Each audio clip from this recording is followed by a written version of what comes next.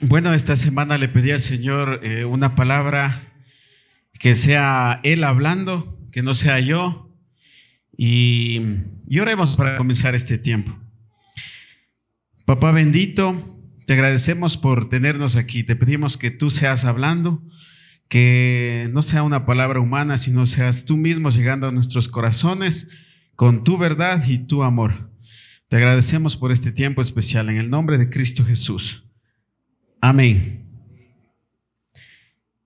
Bien, si me ayudan, por favor.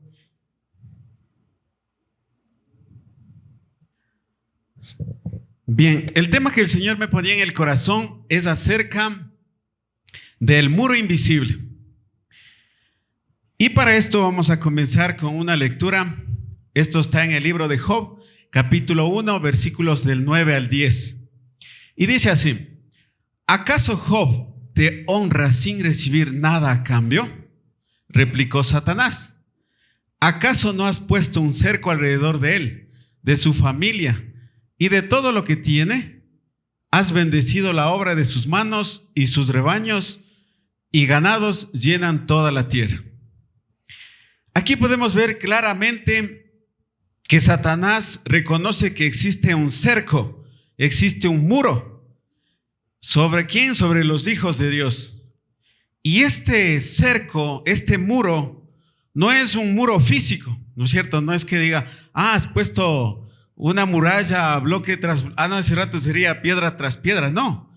Sino este cerco es un cerco espiritual. Y resulta que Job no es que construyó tampoco este cerco, porque no es físico, ¿no es cierto? No es que Job comenzó a hacer piedra tras piedra y hizo un muro donde nada malo le llegue, sino esto lo hizo Dios. Y este cerco, este muro espiritual es muy importante en la vida de nosotros. Muchas de las veces no lo vemos, más bien dicho, físicamente no lo vamos a poder ver. Con los ojos carnales no lo vamos a poder ver, ¿no es cierto? No podemos ver ese muro, esa protección, no lo vamos a poder ver, porque todo esto es en el aspecto espiritual, es en el campo espiritual. Pero ¿qué es más fuerte? ¿Lo físico, lo carnal o lo espiritual? Según la palabra dice que es lo espiritual. Entonces este cerco es mucho más fuerte que tal vez un cerco terrenal que podamos hacerlo. En Salmos 91, del 1 al 2, dice así: el que habita al abrigo del Altísimo se acoge a la sombra del Todopoderoso. Yo le digo al Señor: tú eres mi refugio, mi fortaleza, el Dios en quien confío. A veces, cuando nosotros nos ponemos a leer en un libro o vemos en alguna película de tiempo atrás, vemos cómo un rey ha hecho una muralla, ¿no es cierto? Si nosotros leemos la Biblia, vamos viendo que las ciudades de su época tenían una muralla. ¿Y esta muralla por quién era construida? Bueno, mandada a construir por el rey. ¿Qué? Para proteger a la ciudad. ¿Y esto qué le permitía a los habitantes de esta ciudad? Les permitía vivir seguros, ¿no es cierto? Confiados de que tienen esta muralla, de que algo les está protegiendo, ¿no es cierto? Y ellos podían tranquilamente, como dicen en mi trabajo, dormir panza arriba, ¿no es cierto? Sin preocuparse. Yo recuerdo en el ejército, cuando estaba en el ejército, hace un tiempo atrás, en todos los cuarteles se hace la famosa guardia, y es como en una empresa de seguridad que pone alrededor de un conjunto, una empresa y cosas así. Pero lo malo porque yo me preguntaba cuando recién ingresé, ¿y por qué cuidan tanto un cuartel? O sea, ¿por qué ponen tantas personas ahí, tantos soldados y con armas? ¿Y qué es lo que ocultamos? ¿Qué hay? Pero decía, es que aquí hay material bélico. Si nos roban ese material, o sea, pueden destruir a la ciudad. Y decía yo, pero entonces mandemos ese material para que no para no hacer la guardia, para estar más frescos. Pero decía, no, si nosotros no protegemos al país, ¿quién más va a proteger? No podemos esperar que los bomberos nos protejan y cuestiones así. Pero por darles esta figura de que los que estábamos dentro del cuartel y no estábamos de guardia, dormíamos como la frase que tiene el cuartel, panza arriba y sin el fusil, sin nada, ¿no? O sea, todos tranquilos. Nos daba una sensación de seguridad porque sabía que mis compañeros estaban ahí desvelándose muchas veces, en el frío si es que es aquí en la sierra y en el calor con los zancudos si es que es la costa o el oriente. Pero este cerco físico nos permitía habitar con seguridad, ¿no es cierto? Y asimismo nosotros como hijos de Dios tenemos que saber y reconocer, miren cómo Satanás reconoce que existe un cerco. Y a veces nosotros pensamos que no es cierto, que no, o sea que pobrecito yo estoy ahí y nadie me protege y no reconocemos las verdades que están en la palabra de Dios. Y vamos a seguir viendo lo que la palabra nos dice. Salmo 91 del 10 al 11 dice: no te sobrevendrá ningún mal, ni la enfermedad llegará a tu casa, pues Él ordenará que sus ángeles te cuiden en todos tus caminos. Dios se encarga de activar este cerco, de activar esta muralla, de activar esta defensa. Y esta defensa es real. Es invisible, pero es real. Y es poderosa, porque así dice su palabra. Y Él no nos miente. Y no nos va a llegar ninguna enfermedad, ningún tipo de mal, y va a enviar ángeles, ¿no es cierto? Por eso muchas veces oramos diciendo: papá, envía ángeles, porque tengo que hacer esto, porque voy a pasar esto, porque tengo que dar un examen, porque voy al trabajo, porque por cualquier cosa. Y esas palabras, esas declaraciones de lo que está en la palabra se cumplen, porque Dios lo ha establecido así. Entonces debemos ser conscientes y nosotros declarar la palabra de Dios. Proverbios 14:26 dice: el que teme al Señor está firme en su confianza, tiene un refugio seguro para sus hijos. El temor al Señor no es que nos produce miedo, o sea, no es miedo, ¿no? Yo cuando a veces al inicio de mi vida cristiana escuchaba esto, leía esto, decía el temor a Jehová, decía, o sea que a Dios hay que tenerle miedo. Y no ha sido así. Y yo estaba súper confundido hasta que escudriñando la palabra podríamos ver en Proverbios 1:7 que dice: el principio de toda sabiduría es el temor a Jehová. Y es de los que no desprecian sus enseñanzas. Entonces decía, el temor a Jehová no es tenerle miedo, sino más bien es tener confianza, seguridad en que si hago lo que Él me pide, ¿no es cierto? Si yo declaro su palabra, si yo declaro su verdad, Él me protege. Si yo creo fielmente en lo que está escrito, Él me da su cerco, Él va adelante, como decíamos hace rato. Yo tengo una dificultad, esto es para mí como una lucha, y dice la palabra que si yo confío en Él, Él va adelante y va en victoria y nos lleva en victoria, en gloria, ¿no es cierto? Entonces confiar en esa palabra. Deuteronomio 28:8 dice: el Señor enviará su bendición sobre sus graneros y sobre todo lo que emprendas. El Señor tu Dios te bendecirá en la tierra que te da. Dios ha prometido bendecirte, pero no para que te quedes ahí, que chévere, me lleno de bendición y para mí solito y dame más y no doy a nadie, no, sino es: yo te bendigo, dice Dios, para que tú bendigas a otro. Yo te bendigo para que tú des a otro, para que tú lleves esa bendición, esa prosperidad a otro. ¿No es cierto? Muchas de las veces no va a ser esa prosperidad tal vez económica, ¿sí? ¿No es cierto? Porque yo tengo muchos compañeros que se han quedado muchos más años en el ejército y dicen, tengo dinero, pero no tengo a mi familia. Tengo dinero, pero me divorcié porque tuve que estar en la frontera y todo esto. O mis hijos no me quieren ver porque yo nunca estuve. Entonces muchas veces el dinero no es la prosperidad, ¿no es cierto?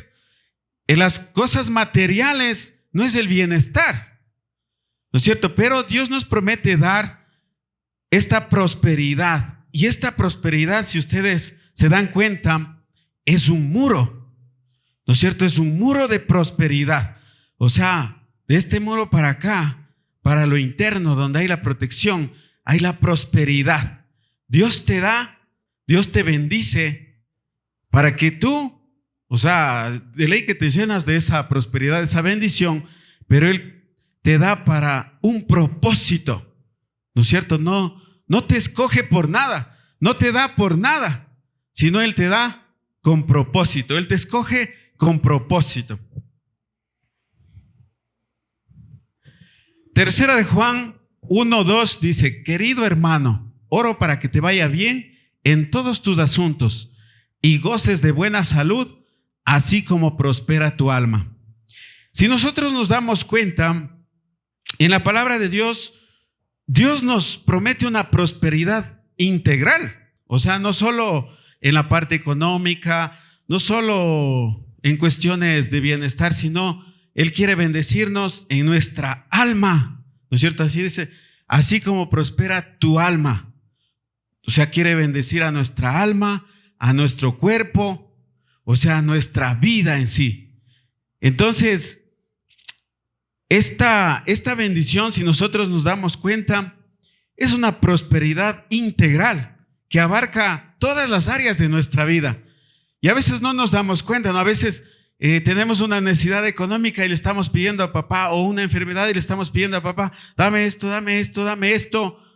Pero, ¿y dónde está? Yo me acuerdo en el ejército, últimamente comenzaron a trabajar mucho en charlas de sanidad emocional. ¿Y por qué? Porque había muchos suicidios, sí, había mucha depresión, había tantos problemas que hay dentro del ejército, pero algo pasaba y no entendían qué es lo que pasaba. Si decían que estos soldados deben ser súper aguerridos y ñecosos, que donde pone el pie un soldado nazca como no sé cuántos y tanto que se dicen ellos como militares, ¿no? Pero no estaba pasando eso, más bien habían los que estaban de guardia y se disparaban. Entonces, los que estábamos adentro, ¿cómo dormíamos con seguridad si decíamos, oye, ¿qué pasa? Entonces comenzaron a trabajar mucho en charlas de sanidad emocional, porque decían, si tenemos un soldado que está pasando mal en su casa, en su hogar, en su familia, y cuestiones así, él se va a suicidar, entonces mejor invirtamos en charlas, invirtamos en capacitación para que ellos estén sanos emocionalmente, y un soldado sano en su casa, en sus emociones, que ahora nosotros nos damos cuenta que es el alma, como cristianos, ¿no es cierto? Este soldado va a poder desempeñarse mejor en su entorno de trabajo. Y al soldado no le interesaba eso. Había estas charlas y el soldado buscaba huir de esto porque decía, no, qué aburrido estas charlas.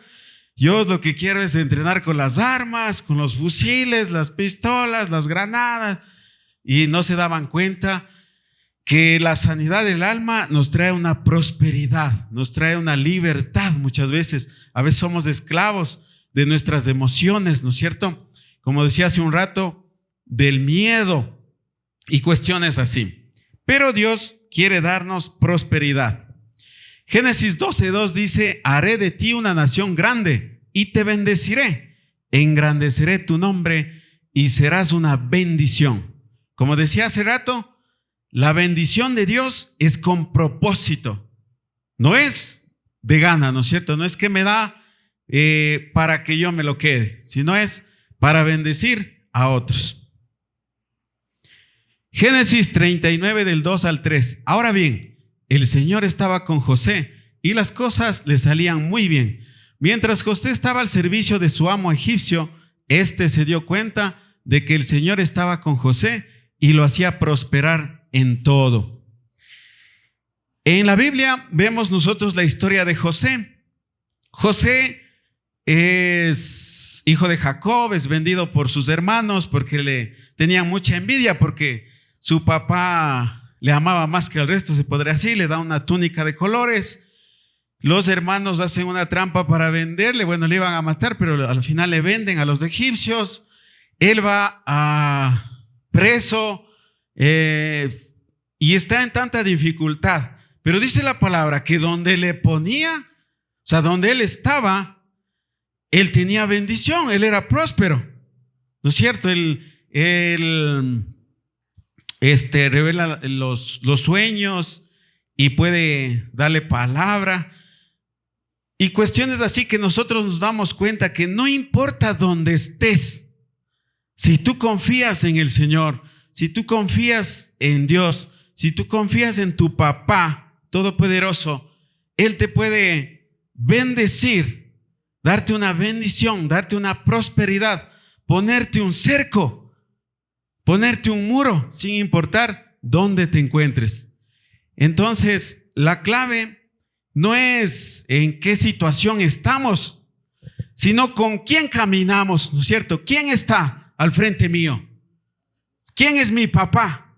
Y tener esa identidad, como decían hace un rato, ¿no es cierto? Esa identidad. Pablito nos decía que cuando me siento hijo, me siento poderoso porque mi papá es ese todopoderoso.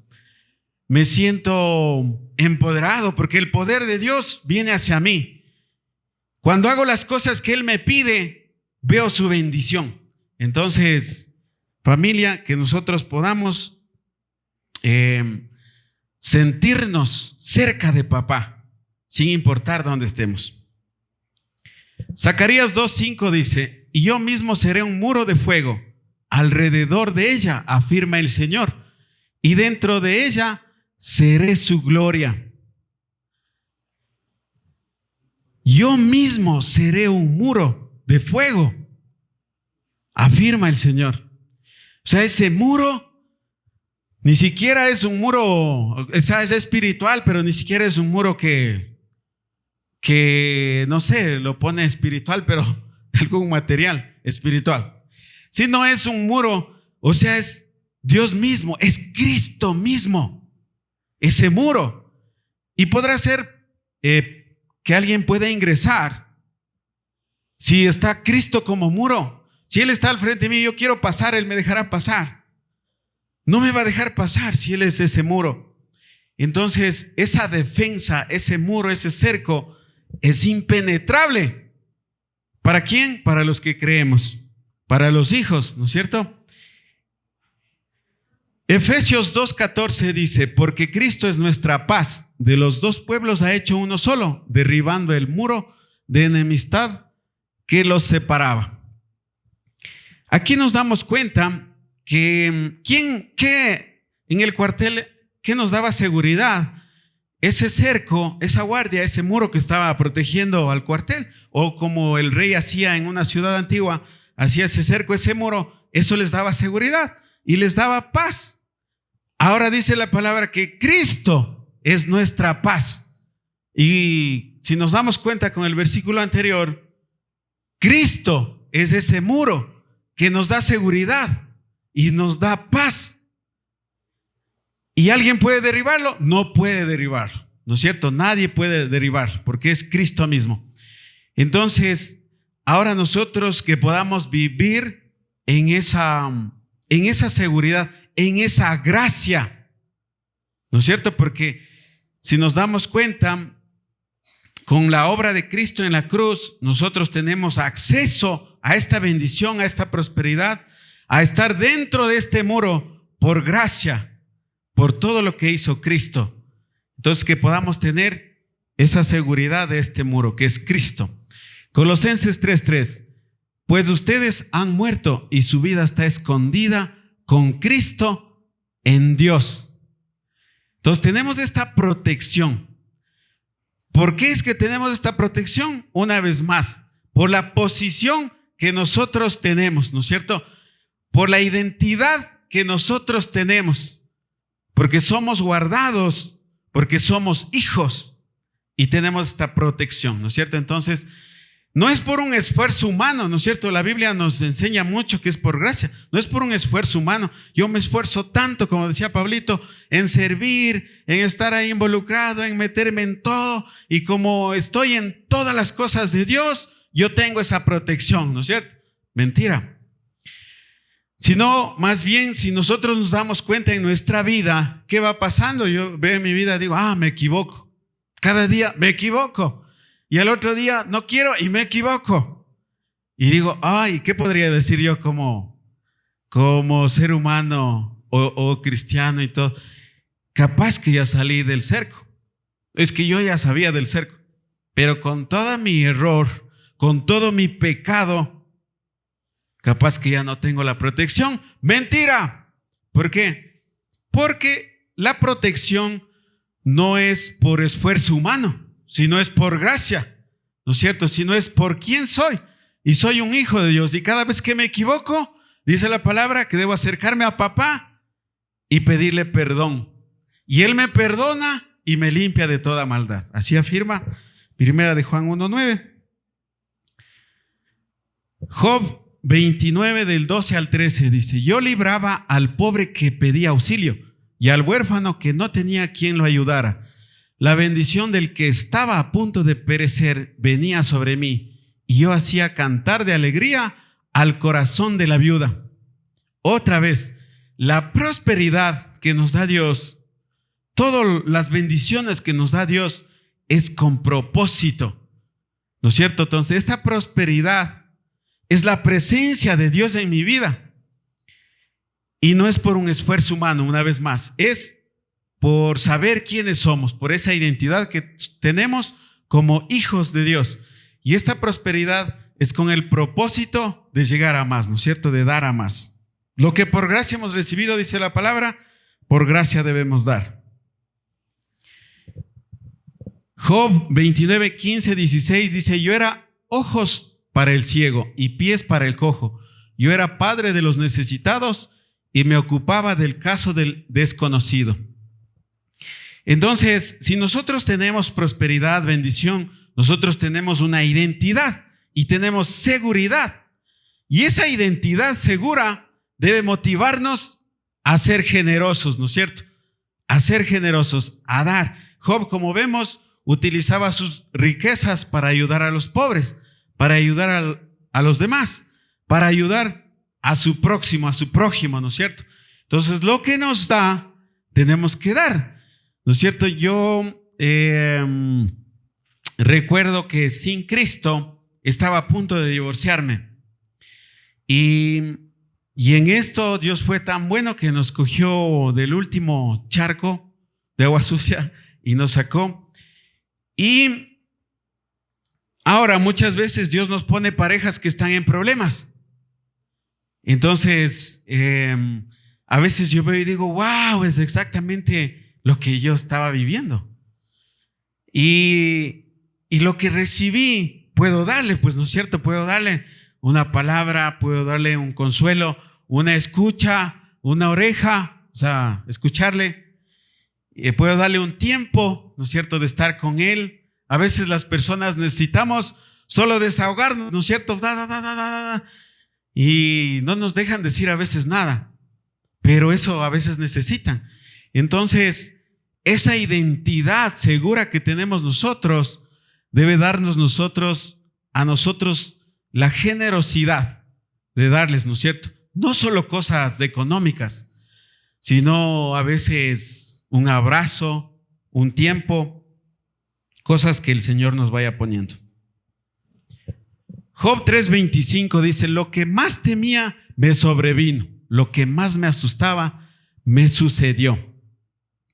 Como les decía hace rato, muchas veces tenemos miedo, dudas, tenemos cuestiones que vamos haciendo mal, que nos vamos equivocando. Y este miedo a veces como que nos quita esa identidad. Pero esa es una trampa del enemigo. Él quiere que no nos sintamos hijos, que nos sintamos indignos. Indignos si somos, porque el único digno es Jesucristo, ¿no es cierto? Pero Dios nos perdona y nos pone nuevos ropajes, dice la palabra. Y esos ropajes son de Cristo, ¿no es cierto? Si yo pido perdón de mis pecados, que a veces decimos errores, no sé, un pequeño tropiezo, no, es que ella me hizo enojar y cosas así, ¿no? Que queremos justificar nuestro error, nuestro pecado. Pero no permitamos que el enemigo se aproveche de esto. No pongamos autodefensas, sino reconozcamos lo malo y entreguémosle a papá. Y otra vez tengamos esa identidad segura, ¿no es cierto?, de ser hijos y de estar dentro de ese cerco. Job 42:10 dice: después de haber orado Job por sus amigos, el Señor le quitó la aflicción y le dio el doble de lo que antes tenía.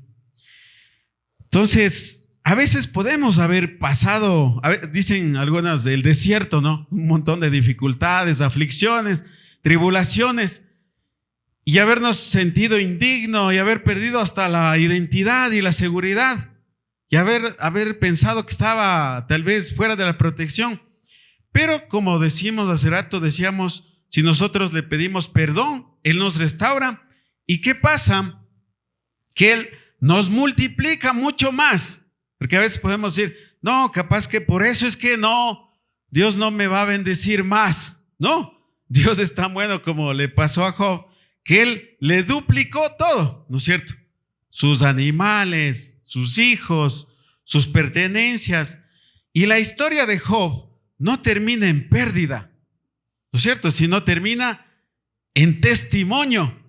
Es una ganancia. Y para los hijos de Dios hay eso, ¿no es cierto? Testimonios que edifican inclusive a otros. Y esos somos, esos hijos que damos testimonio de que Dios obra a pesar de nuestros errores. Él no quiere que caminemos en eso, sino que le entreguemos y que avancemos, que demos paso a ese nuevo peldaño como un montón de gradas, ¿no es cierto? Que dejemos eso y sigamos y continuemos. Y les voy a dejar unas dos frases que un poco me llegó. La una dice así: la verdadera paz no viene cuando todo está bajo control, sino cuando confiamos en quien tiene el control. ¿No es cierto? A veces pensamos que todo está saliendo muy bien, qué lindo, en mi casa estoy muy bien, con mi esposa, mis hijos, en el trabajo todo me sale bien, me felicitaron, me ascendieron, y cuando todo está en paz, decimos que chévere, ahí estoy súper bien. Pero ¿qué pasa cuando todo comienza a salir mal? Pasó algo en el trabajo, me inculpan injustamente, en el estudio, no sé, tenía un examen, pero me tomaron otro y me comienza a ir mal.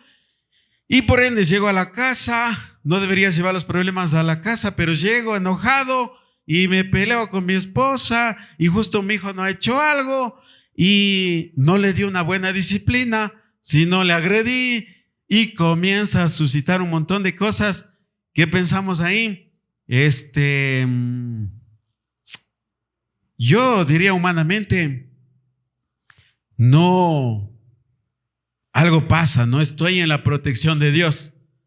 Pero resulta que, como vemos en todo a lo largo de los versículos que veíamos, Dios nos está esperando con los brazos abiertos para decirnos: ven, mi hijo, para limpiarnos si estoy lastimado, si estoy sucio, para limpiarme, ¿no es cierto? Y para darme una nueva oportunidad de sentirme identificado como hijo de Él, para sentirme otra vez dentro de su cobertura, dentro de su protección. Y ahí es la segunda parte que decías, sino cuando confiamos en quién tiene el control. Y decirle: papá, yo quería tener el control de mi vida, pero no pude, o sea, porque la regué. Y tú tienes el control de mi vida. Te la entrego en las mejores manos. Le entrego al que sí lo puede todo. entrego al que ningún dolor, ninguna enfermedad es más fuerte que Él. Tú eres más fuerte. Tú eres el que puedes salir de todas. Y a ti te entrego. Tú tienes el control. Y entreguémosle el control cada vez que tal vez ya no podamos. Entreguémosle el control a papá. Y eso nos va a dar descanso, porque Dios quiere que tengamos paz, ¿no es cierto? Que tengamos un descanso, que tengamos un lugar seguro, digámoslo así, donde pueda descansar panza arriba, ¿no es cierto? Sin sentirme preocupado, sin sentirme con miedo. Porque si yo quiero tener el control de mi vida, me voy a agotar. Decir, esto y este otro, y esto, y esto, y esto, y esto, y esto, y esto. Y no voy a poder. Y va a llegar un momento en donde me voy a agotar. Y voy a sentir como una carga las cosas. Pero eso no quiere papá. Él quiere que le entreguemos el control y nosotros descansemos. Descansemos en el poder y la confianza de Dios.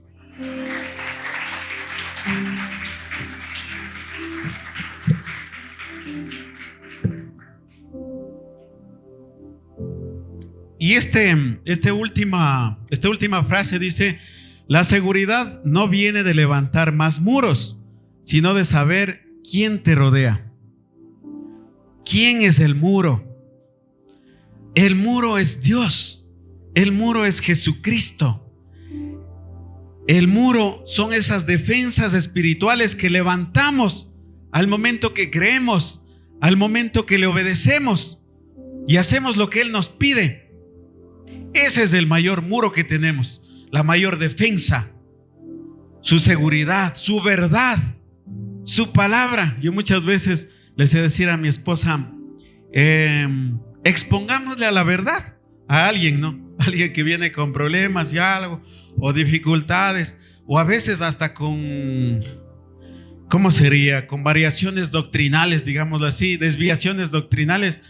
Y yo les digo, es que no debemos convencerle, sino solo expongámosle a la verdad, ¿no es cierto? No debo tratar de decirle, no, mira este problema que estás con tu matrimonio, así, solucionalo así, haz esto, haz este otro. No, le digo, expongámosle a la verdad. Y cuestiones así, les sé decir a mi esposa, a esta persona expongámosle a la verdad. Y la verdad, a través del Espíritu Santo, dice el Espíritu que nos redarguye, ¿no es cierto? Y Él nos da convencimiento de pecado, de justicia. Entonces la verdad, la palabra de Dios es tan poderosa que levanta esos muros, esas defensas, que es Dios mismo defendiéndonos. Y confiemos en papá, confiemos en que su palabra es verdad en nuestras vidas, en que su defensa es verdad en nuestras vidas. Y nosotros somos esos hijos victoriosos, seguros. ¿En quién? En Cristo Jesús. Muchas gracias, familia. Dios les bendice.